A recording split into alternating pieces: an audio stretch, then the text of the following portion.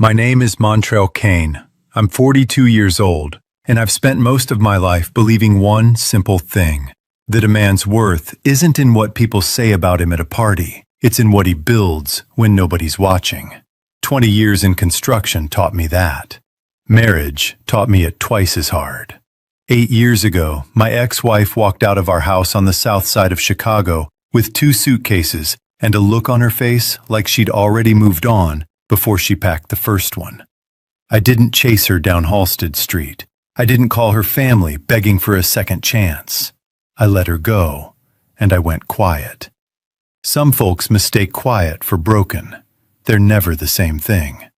Which brings me to a Saturday night in October, in the grand ballroom of the Chicago Marriott downtown Magnificent Mile on Michigan Avenue, at our high school reunion. The first one I'd bothered to attend since the divorce. I was sitting near the back with a glass of ice water, listening to my ex-wife's laugh carry across the room the way it always used to when she thought she'd won something. "Look at Montrell over there," Titilayo said, loud enough for half the ballroom to catch it. Still wearing that same tired face. 8 years since the divorce, and the man's still alone. Some men just never climb out of the hole they dig for themselves. Her friends laughed. Somebody I didn't recognize added, "Didn't he used to talk about building something big? Guess all that's left is the ego and a tool belt."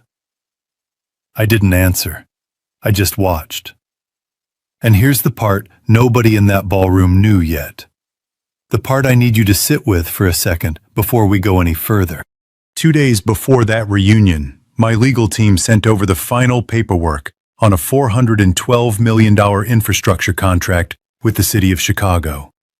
18 months of work, coming down to one last signature. My name was on that paperwork, not a company name, mine. Titilayo didn't know that, but there was a second thing happening in that ballroom that night, something even I didn't fully understand yet.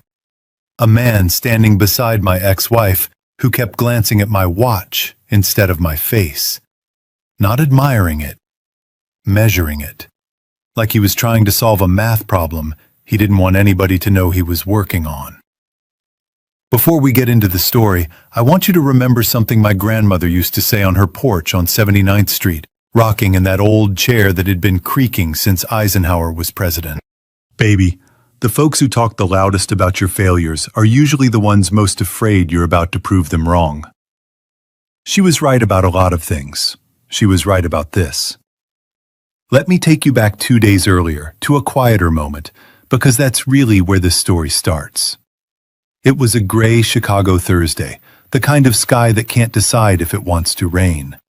I was in my truck on Lakeshore Drive, coffee going cold in the cup holder, when the invitation buzzed through on my phone. My old friend Efe had been the one pushing me to go.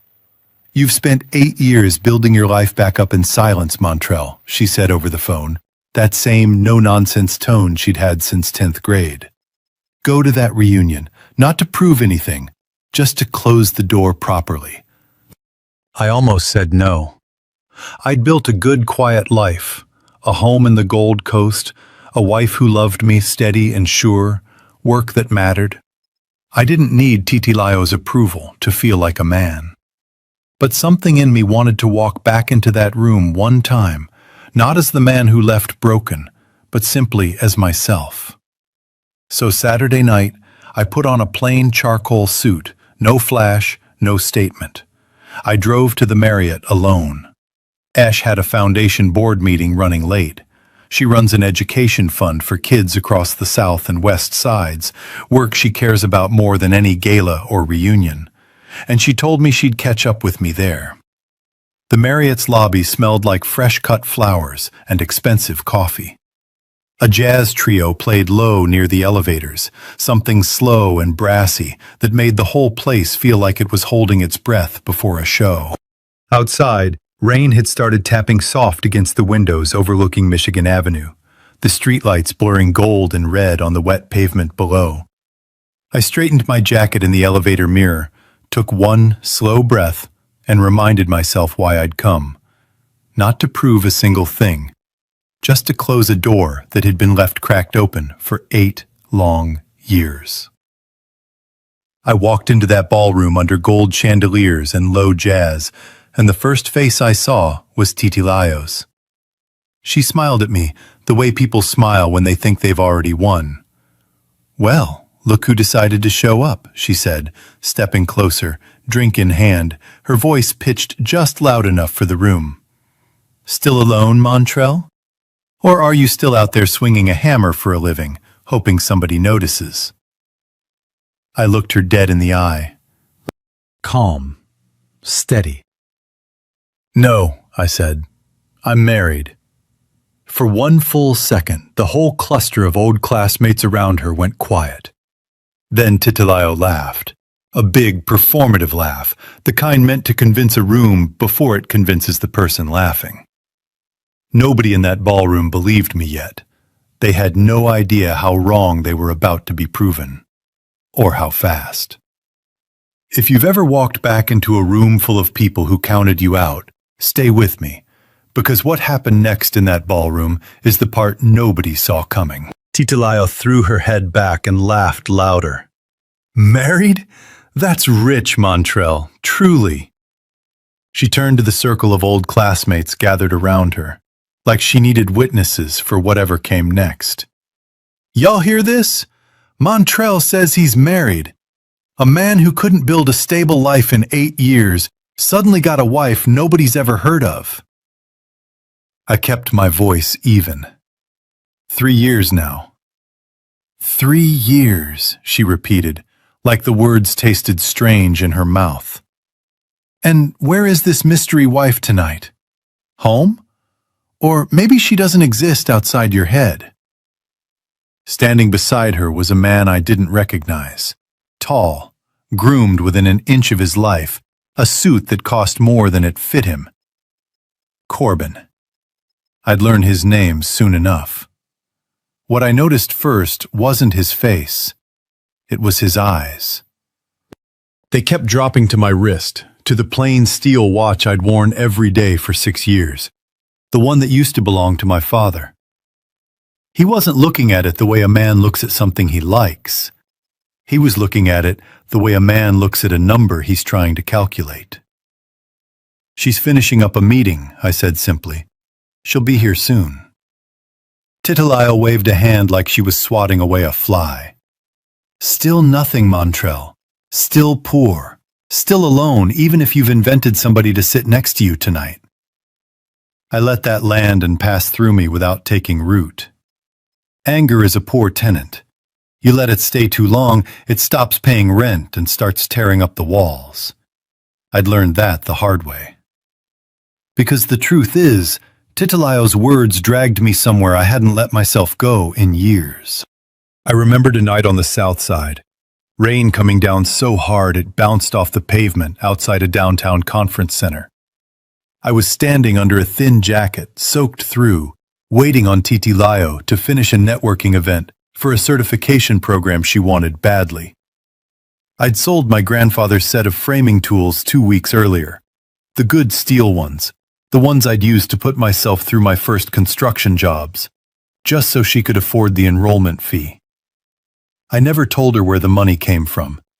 I didn't need her gratitude. I needed her to have a shot at something better.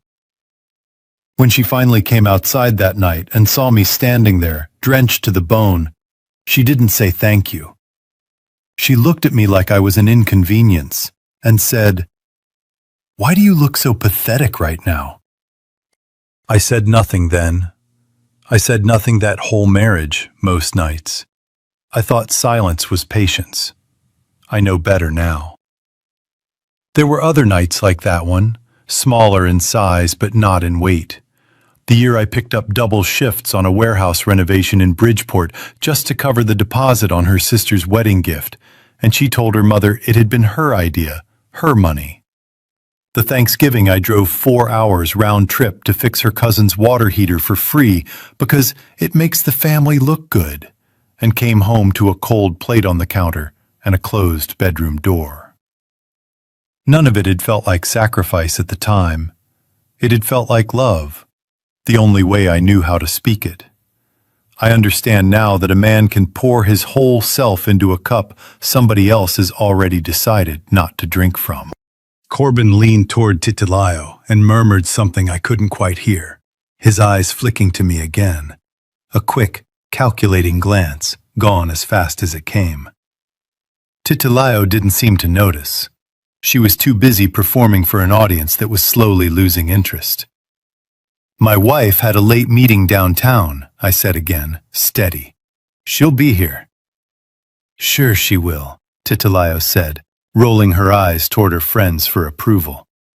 A whole imaginary wife. That's almost sad, Montrell. Almost. I checked the time. Esh's meeting should have wrapped 20 minutes ago. Titilayo just humiliated a man in front of an entire ballroom over a wife she was certain didn't exist. Team Montrell staying silent and letting the truth do the talking. Or Team Titilayo, because at least she says exactly what she thinks? Comment Team Montrell or Team Titilayo. Pick one. We're counting. Titilayo turned back to me, emboldened by her friend's laughter. You know what the saddest part is? You actually thought you'd amount to something. All that talk back in school about building something real. And look at you. Same tired suit, same tired face. Some men just don't have it in them. I thought about all the years I'd spent believing that if I just worked hard enough, long enough, quiet enough, she'd eventually see me. I thought about the man I used to be, standing outside that conference center in the rain, believing his worth was something he had to earn one soaked, silent night at a time. I wasn't that man anymore. I hadn't been for a long time. Titilayo just hadn't gotten the memo. There's a particular kind of exhaustion that comes from being underestimated by somebody for so many years that it starts to feel like weather, something you just live under instead of something you fight. I'd stopped fighting it a long time ago. Not because I gave up, but because I'd found something better to spend my energy on, building a life so steady and so quiet that it no longer needed anyone's belief to stand up straight. Titilayo's words that night didn't wound me the way they might have 8 years earlier. They just told me, clearly, how little had changed on her side of the room, while everything had changed on mine. You should slow down, I said quietly, not unkind, just factual. You're about to say something you can't take back. She laughed again, but this time it had an edge underneath it, a flicker of something uncertain crossing behind her eyes for just a second before her performance smoothed back over it. Slow down, she said. Montrell, I have absolutely nothing to slow down for. I have my life together. I have Corbin. She reached for his arm, pulling him half a step closer, presenting him like an exhibit. And you have what? A tool belt and an imaginary wife? Behind her, I noticed a woman I recognized from our senior year. Jendai, sharp-eyed, quiet, the kind of person who never spoke until she had something worth saying, watching the whole exchange with her arms folded and her jaw set tight. Back in high school, she'd been the one who'd tell you the truth about your science project, even when everybody else said it was fine.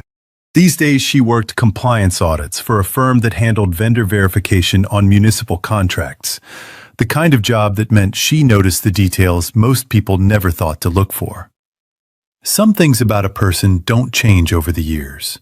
I was grateful in that moment that this was one of them. She caught my eye across the room. She didn't smile. She gave the smallest nod, like she already knew something the rest of the room didn't. I thought about F.A.'s voice on the phone 2 days earlier, telling me to go close the door properly. I hadn't understood, standing in my truck on Lakeshore Drive, just how many doors in that ballroom were about to swing open at once. Some doors, once you finally walk through them, don't close quietly behind you. They come off the hinges entirely. Somewhere near the entrance, I heard the low murmur of a door opening, footsteps on marble, and a shift in the air of the room. The particular kind of quiet that falls over a crowd right before it turns to face something. Titilayo hadn't heard it yet. She was still talking, still laughing, still certain the ground beneath her was solid. It wasn't. Not anymore.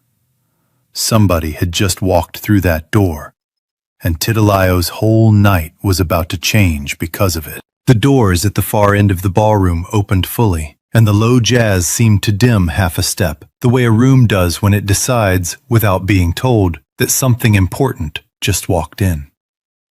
Ish.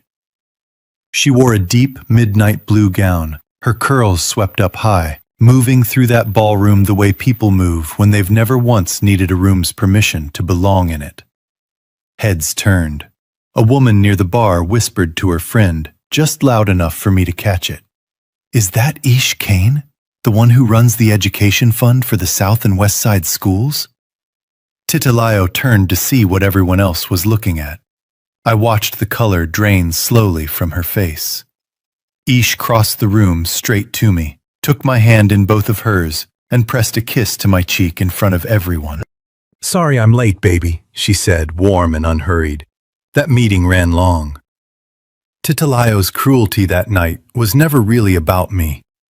It was insurance against a fear she'd carried since our marriage ended, that trading a loyal man for status might have been the worst decision of her life, and she needed a room full of witnesses to help her believe otherwise. Mocking me loudly, in front of people who still remembered our wedding, wasn't confidence. It was a performance for herself as much as for anyone watching. Esh walking through that door wasn't just a surprise to her. It was the exact fear she'd spent 8 years outrunning, finally catching up to her in the one room she couldn't leave. Titilayo's mouth opened, then closed. When she finally spoke, her voice had lost its edge. "Oh, so you're Montrell's wife?" Before Ish answered, she leaned in close enough that only I could hear her. "Jindai called me on my way over," she murmured. "She's here, and I just got the notification. The infrastructure contract closed this afternoon. That last signature finally came through. 412 million. Done." I felt that land quiet and steady in my chest, the way good news does when you've stopped needing it to prove anything to anyone but yourself. Ish straightened, turned to Titilayo, and answered her question directly, no performance in it at all. "Yes, I'm his wife, and I'm very proud of my husband." My wife. Not a rumor, not an invention. Standing right there in a room that had spent the last 20 minutes calling her imaginary. The room had gone almost silent. A few feet away, someone's champagne glass hovered halfway to their mouth, forgotten. Titilayo tried to recover, forcing a laugh that came out thin and unconvincing. "Well, that's wonderful. I had no idea Montrell had—" She stopped, glanced at me, then back at Esh. "Had someone like you." "Most people don't take the time to find out what someone actually has," Esh said, still calm, still warm, no malice in it. Just fact. "Most people don't take the time to find out what someone actually has," Esh said, still calm, still warm, no malice in it. Just fact. I thought, standing there, about the first time I'd met Esh 3.5 years earlier at a community fundraiser in Bronzeville, where she'd been quietly writing checks nobody had asked her to write and fixing problems nobody had asked her to fix. She hadn't known who I was that night either. She'd simply watched me help an elderly man carry folding chairs back to a supply closet after the event ended, long after anyone with something to prove would have already gone home. And she'd said, "Most men leave once the cameras stop." I told her I wasn't most men. She said she'd believe that when she saw it proven over time, not over one night. It took 2 years of steady, unremarkable Tuesdays for her to finally believe it. That's the thing nobody in that ballroom understood about either of us. We hadn't built what we had on a single grand gesture. We'd built it the way I built everything else in my life, one honest day at a time, with nobody watching, until eventually somebody did. I watched something shift behind Titilayo's eyes. Not full understanding yet, but the first crack in the foundation. She looked at me, really looked, maybe for the first time in 8 years, and I could see her running numbers she didn't have access to. The tailored suit that wasn't flashy, but wasn't cheap either. The watch Corbin kept eyeing. The woman standing next to me, who half the room recognized on sight. "So," Titilayo said carefully, testing the ground, "what exactly do you do now, Montrell? Still in construction?" "I run a construction and infrastructure company," I said simply. "We just closed a contract with the city. I didn't say the number. I didn't need to. Some truths don't need volume. They just need time to sink in." Corbin shifted his weight beside Titilayo, and for the first time all night, he looked genuinely uneasy. He'd spent the whole evening measuring me up like a problem to be solved, and now the math wasn't adding up the way he'd expected. A man who reads other people for a living, for whatever living he actually made, knows the exact moment a room turns against him. Corbin knew it. He just wasn't ready to admit it yet. He leaned toward Titilayo and said something low, just for her. But I caught the tail end of it.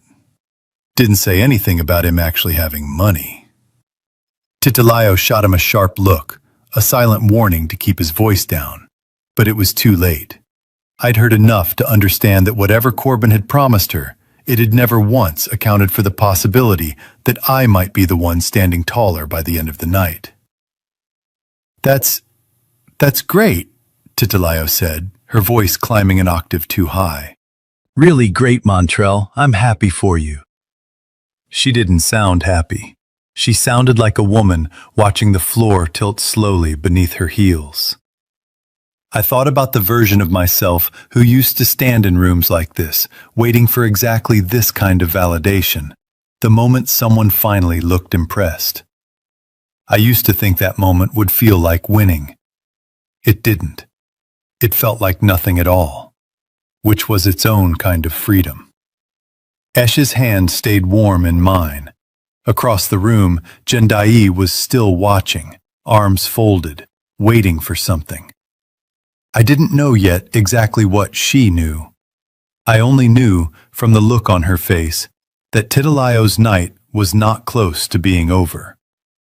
"You know," Titilayo said, trying to steady herself, forcing brightness back into her voice, "we should all catch up properly. Corbin and I would love to hear more about the business, wouldn't we, Corbin?" Corbin didn't answer right away. He was still watching me the way a man watches a door he suspects is about to open onto something he doesn't want walked through. I looked at Titilayo, and for just a moment I felt something close to pity. Not for the woman who'd mocked me 20 minutes earlier, but for the version of her that still hadn't realized how much bigger this moment was about to get. She'd spent the whole night building a story about how far I'd fallen, and she was still, even now, trying to find a way to make that story true. It's a strange thing, watching someone cling to a version of you that stopped existing years ago, the way a person keeps reaching for a light switch in a room they don't realize has already been remodeled. She still doesn't know how much she doesn't know, I thought. A server passed with a tray of champagne, and somewhere behind me I heard someone murmur the name of the scholarship fund at our old high school, the one I'd funded quietly for 6 years, the one nobody in that room, including Titilayo, had ever connected to my name. Jendai had heard it too. She glanced at me once, like she was asking permission. I gave her the smallest nod back. Whatever she was about to say, Titilayo's night was about to get a great deal harder. She thought the hardest part of the evening was already behind her. She had no idea it hadn't even started yet. Jendai didn't wait for an invitation. She crossed the room with the steady, unhurried stride of someone who'd been waiting years for the right moment to say something out loud. "Titilayo," she said, her voice carrying clean and clear across the circle of onlookers. "That's enough." Titilayo blinked at her, caught off guard. Jindai, this doesn't concern you. It does, actually. Jindai's arms stayed folded, her tone level, unshaken. Because some of us have known for years exactly what kind of man Montrell is, and we've watched you build an entire evening around pretending otherwise. She paused, letting the room settle into full silence. What most people in this ballroom don't know is that for the last 6 years, Montrell has quietly funded the entire scholarship endowment at our old high school. Every single one of those scholarship kids you've all clapped for at the alumni dinners, that's him. He never put his name on a plaque. He never told anyone, not even me. I found out by accident going through the fund's paperwork last spring. A ripple moved through the crowd, heads turning, voices dropping into murmurs. Someone near the back said, "Wait, that's been Montrell this whole time?" Montrell felt something tighten and loosen in his chest at once. He thought of the first check he'd written 6 years earlier, alone at his kitchen table past midnight, telling himself it didn't need his name attached to matter. He'd expected pride hearing it said aloud in front of a room. Instead, he felt oddly exposed, like a door he'd kept locked out of habit had swung open without his permission. He didn't reach for credit. He never had. Titilayo's face had gone pale, her mouth slightly open, no comeback ready. Jindai wasn't finished. She turned, deliberately, toward Corbin. "And you," she said, "might want to sit this next part out, quietly. Because I know exactly what you tried to do to Montrell's company 2 years ago. The falsified subcontractor bid. The shell paperwork routed through a fake vendor account to try and skim off a city project. It didn't work because Montrell's team caught it before it went anywhere. But I have no doubt Titilayo knew. Didn't you, Titilayo? You covered for him." The color left Titilayo's face entirely. She turned to Corbin, her voice cracking. "You told me that was a misunderstanding. You said—" "Don't," Corbin said flatly, stepping back half a step, distancing himself in real time. "Don't make this about me right now." His hand had gone tight around his glass, knuckles pale against the crystal, the practiced ease sliding off his face for just a half second, replaced by something colder and more calculating. It was the same look he'd worn all night studying Montrell's watch. A man running numbers on an exit, not an apology. A woman near the punch table murmured to her husband, "I always wondered how Corbin afforded that condo on nothing but consulting fees." Word travels fast in a room that's already decided to stop being polite. F.A. appeared at my elbow sometime in the middle of it, having crossed the room the moment things started to unravel. She didn't say anything right away, just stood there with her arms crossed, watching Titilayo the way you'd watch weather rolling in that you'd already predicted years ago. "I told you closing the door properly might take the door off its hinges," she murmured to me, low enough that only I could hear. I almost laughed. Almost. Titilayo, still reeling, turned back toward the small circle of old classmates who'd egged her on all night, searching their faces for the same laughter that had backed her up 20 minutes earlier. She found none of it. A few of them had already started drifting toward the bar, suddenly very interested in refreshing their drinks. Corbin stepping back from her wasn't just betrayal. It confirmed the one fear Titilayo had never said out loud, not even to herself. That she'd left real loyalty behind for a man who was never actually loyal to anything but his own comfort. Her deepest desire had always been simple. To never again feel like the woman standing outside in the rain, waiting on someone else's ambition to notice her. But choosing status over substance meant defending a man who, the second the room turned against him, wouldn't defend her back. That contradiction is what broke her in front of everyone. Not the accusation itself, but the proof that she'd built her whole second chance on exactly the kind of abandonment she thought she'd escaped. Titilayo turned back to me, desperation replacing the arrogance that had carried her through the whole evening. "Montrell, you knew about this? About Corbin's scheme? And you never said anything? I knew, I said quietly. My legal team caught it. We handled it without needing to make a scene. She stared at me like she was seeing me for the first time in 8 years. Why didn't you ever tell me? Ish answered before I could, her voice calm but unmistakably firm. Because there's something else you should know, Titilayo. Montrell knew about you and Corbin long before the divorce was ever filed. Years before. The room went still enough that I could hear the ice shifting in someone's glass 3 feet away. Titilayo's eyes went wide, then filled, her composure finally breaking all the way through. You knew? This whole time? I nodded once. I knew. Then why didn't you say something? Why did you just let it happen? Because for a long time, I said, my voice steady, no anger left in it, just plain truth. I thought if I stayed quiet long enough, worked hard enough, you'd eventually choose me on your own. I didn't want to force it. I wanted you to see me. I paused. You never did. And eventually, I stopped needing you to. Titilayo turned to Corbin one last time, her voice breaking into something raw and unguarded. You told me you'd give me the life Montrell never could. You said I'd never have to worry again. What happened to all of that? Corbin looked at her with something close to contempt. Don't put that on me right now. Don't put it on you, her voice cracked louder now, past the point of caring who heard. I lied for you. I told my own mother that condo was legitimate. I told everyone in this room tonight that you were the better choice. She was shaking now, the champagne flute in her hand trembling hard enough that a little of it spilled over the rim and onto her wrist. She didn't seem to notice. Corbin straightened his jacket, already halfway to leaving in his mind, if not yet in his feet. That sounds like a you problem, Titilayo. Somewhere behind me, I heard someone whisper, not unkindly, Lord have mercy.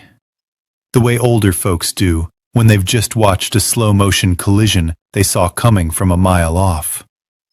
The crowd around them had thinned considerably, people quietly stepping back, drifting away from the wreckage, no one wanting to be standing too close when the rest of it came down. A few of the old classmates who'd been laughing loudest 20 minutes earlier were now studying their shoes, or their drinks, or the middle distance. Anywhere but Titilayo's face. I stood there with my wife's hand in mine, and I felt something I hadn't expected to feel in that moment. Not triumph, not satisfaction, just a quiet, settled kind of stillness. The feeling of a door finally closing all the way, after being left cracked open for 8 long years. I thought about all the nights I'd imagined this moment differently. Imagined myself saying something cutting, something that would land the way her words used to land on me. Standing there in that ballroom, the words never came, and I realized I didn't want them to. There's a version of justice that shouts, and there's a version that simply stands still while the truth does the work for you. I'd spent 8 years learning the difference. Titilayo wasn't looking at me anymore. She was looking at the wreckage of her own evening, scattered across the marble floor of a ballroom on Michigan Avenue, in front of everyone she'd once wanted so badly to impress. Jindai stepped back beside me for a moment, her voice low, just for us. I probably should have said something years ago. You said it exactly when it needed saying, I told her, not a minute before. F.A. squeezed my shoulder once, a small, wordless gesture that said more than any speech could have. Some friendships don't need much said out loud. They just need someone standing next to you when the ground shifts. I didn't feel the need to say anything else to Titilayo. There was nothing left to prove, and for the first time in a long time, that felt like enough. Titilayo had walked into that ballroom sure of exactly who had lost and who had won. She was about to spend the rest of the night learning how wrong she'd been. I didn't wait around for the rest of it to play out. I turned to Ish, and without a word passing between us, we both understood it was time to go. Behind me, I heard Titilayo's voice, thinner now, stripped of every ounce of performance it had carried all night. Montrell, wait. Please, just wait a second. I didn't turn around. We walked out of the Chicago Marriott downtown Magnificent Mile into a clear October night. Michigan Avenue quiet except for the occasional taxi rolling past and the wind coming soft off the lake. I opened the car door for Ish, the way I always do, and we drove north along the Magnificent Mile, past the storefronts glowing gold in the evening light, toward home in the Gold Coast. Neither of us spoke for a few blocks. I kept both hands steady on the wheel, watching the lit-up storefronts slide by. A bakery closing up for the night. A doorman under an awning checking his phone. Ordinary Chicago going about its ordinary evening, entirely unaware of what had just happened 3 blocks south. There's something grounding about a city that keeps moving, no matter what's just fallen apart or come together inside one of its ballrooms. I thought about her father then, a retired electrician who'd spent 30 years wiring houses on the West Side before his knees finally gave out on him. She'd told me once, early on, that she hadn't fallen for me despite the tool belt. She'd fallen for me because of it. Because she'd grown up watching a man come home with calloused hands and call that a good day's work. It wasn't nostalgia when she said it. It was recognition. Esh finally broke the silence, her hand resting lightly on my arm. "You never told me the whole story," she said. "About knowing, about the notebook." I glanced at her. "What notebook?" "The one in the bottom drawer of your old desk," she said gently. "I found it 2 years ago, cleaning out the study. Pages and pages of things Titilayo used to say to you. Every insult, every put-down. Dated, almost like you were keeping records." She paused. "I never brought it up. I wasn't angry. I just didn't understand it, not until tonight." I kept my eyes on the road for a moment before answering. I wasn't keeping it to use against her. I was keeping it so I wouldn't forget who I used to let define me. I exhaled slowly. Every time I thought about giving up on myself, I'd read a page. Not for the sting of it, for the reminder, never again. I could still recall the exact weight of that notebook in my palm on nights I don't like remembering. Flipping to a page dated some ordinary Tuesday, reading her old words back to myself like scripture I needed to disprove. It never once made me hate her. It just made sure I never mistook her voice for my own. Esh squeezed my hand. "You could have thrown it away tonight, after all that." "I might now," I said. "I think I finally don't need it anymore." Outside, the lake wind pushed faint static through the cracked window, and neither of us spoke for a moment. I thought about all the nights that notebook had been the only honest conversation I was having with anyone, myself included. Strange, carrying proof of your own worth for years without ever showing it to the one person who might have shared the weight of it. My phone buzzed once in my jacket pocket at a red light on Oak Street. I glanced at it out of habit more than curiosity.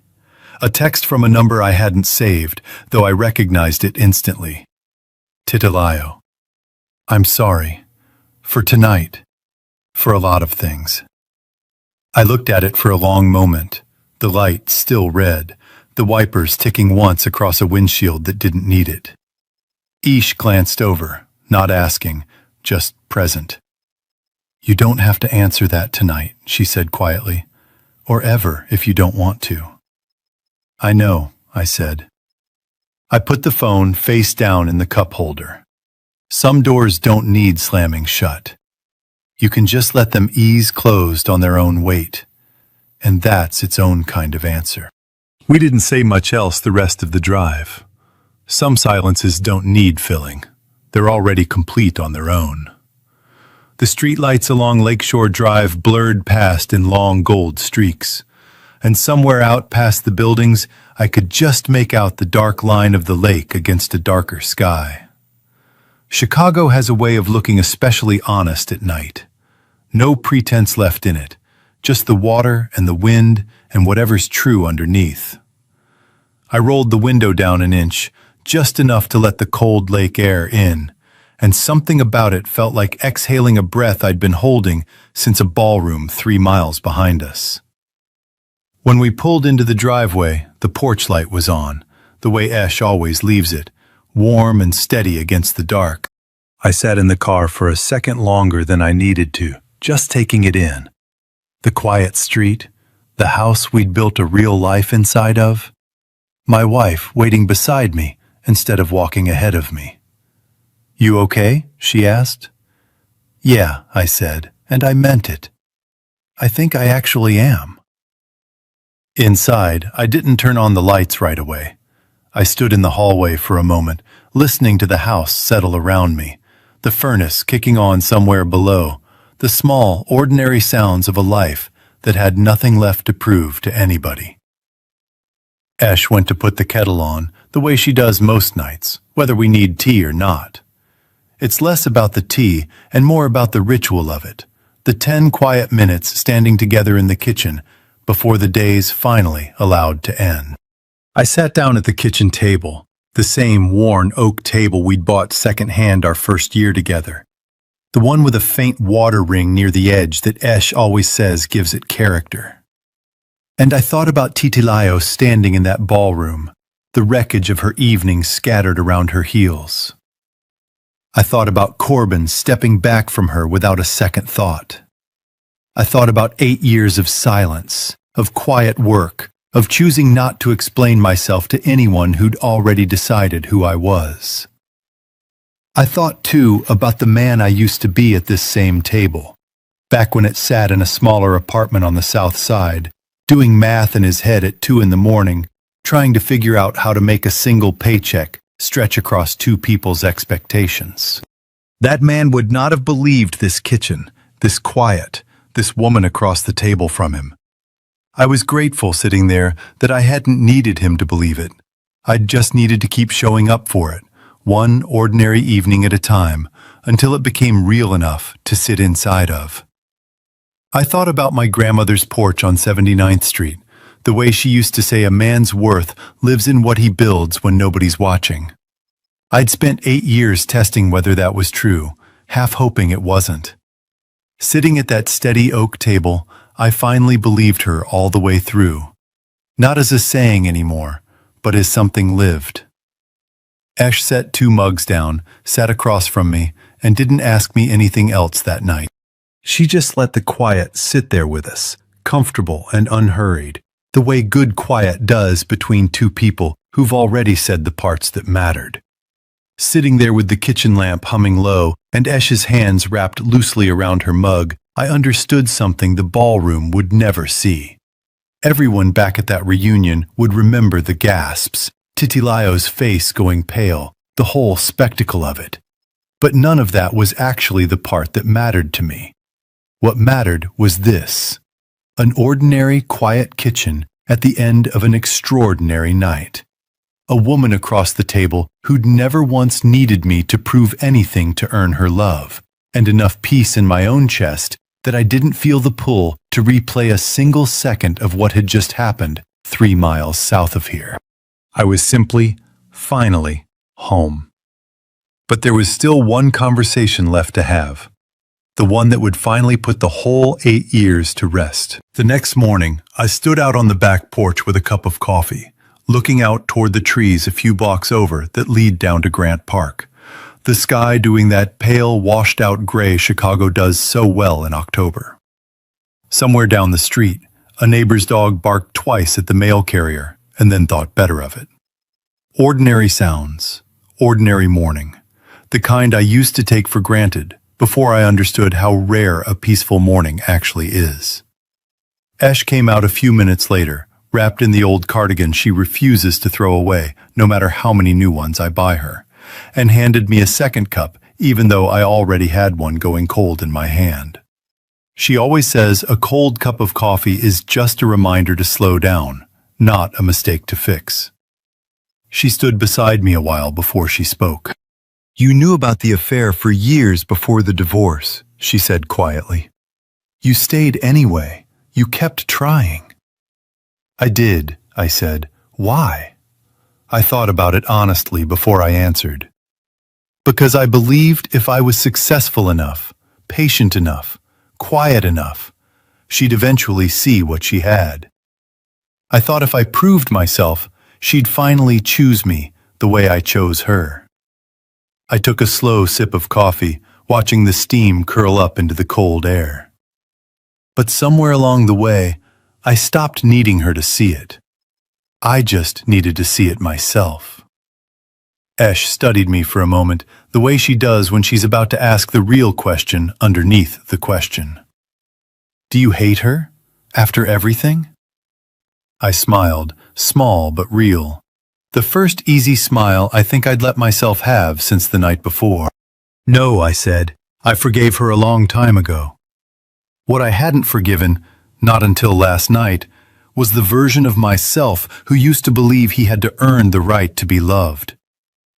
The man standing in the rain outside that conference center, thinking soaked shoes and an empty wallet were the price of being worth something.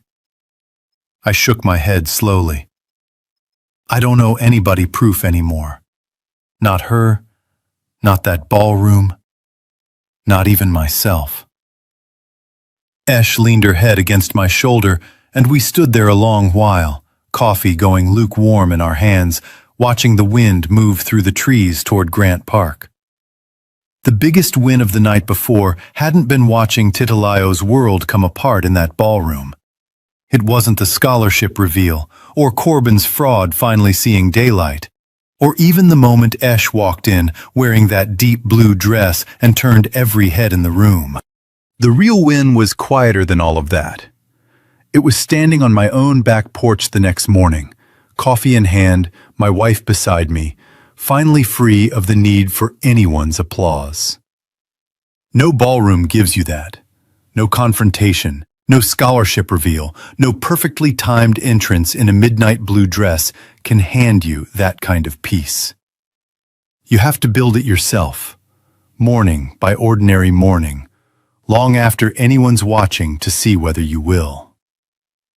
I thought about the notebook still sitting in that bottom drawer, and I decided, standing there in the cold morning air, that I would finally let it go. Not in anger, not as some symbolic gesture for anyone else to witness, but quietly, the way I'd done most things that actually mattered in my life. Some chapters don't need a dramatic close. They just need you to stop turning back to reread them. Later that afternoon, I called Effie to thank her properly for pushing me to go. "You knew, didn't you," I said, "that something like this might happen?" "I didn't know the details," she laughed. "I just knew you were finally ready to stop carrying it alone." Then, softer, "Your grandmother would have been proud of how you handled that room, Montrell. Calm as still water." "She used to tell me patience wasn't the same as doing nothing," I said. "Took me about 20 years to understand what she meant by that." "Most of us take 20 years to understand the things our grandmothers said in about 10 seconds, Effie said, and I could hear the smile in it. "That's just how wisdom works. It waits for you." I sat with that a while after we hung up. Some inheritances aren't money or land. Some of them are simply the way a person taught you to carry yourself when the whole room is waiting for you to break. This story reminds us that real healing rarely arrives with fireworks. It shows up in small, deliberate rituals that put your hands to work before grief or doubt gets the chance to spiral. If you're missing someone tonight, pull out the chipped mug you both used on that road trip to the Grand Canyon, set it on the kitchen table at 7 o'clock, and write 3 things you still love about him in a blue spiral notebook from the drugstore. If Saturday mornings have felt too quiet since retirement, invite the youngest grandchild over and bake something simple in your mother's old red Pyrex bowl, using the same wooden rolling pin that's outlasted 3 kitchens. If someone underestimates you at church or across a bridge table, you don't owe them a word of defense. Write it down instead. Fold the page in half and tuck it into the drawer where you keep the old birthday cards. Proof that you noticed and chose to move on anyway. Dignity at our age isn't a speech. It's a Tuesday spent tending your garden instead of tending someone else's opinion of you. It's the porch swing chosen over the argument, the phone call to your sister chosen over the urge to prove a point to somebody who made up their mind about you years ago. Montrell didn't win that night because he had more money than his ex-wife assumed. He won because he'd quietly built a life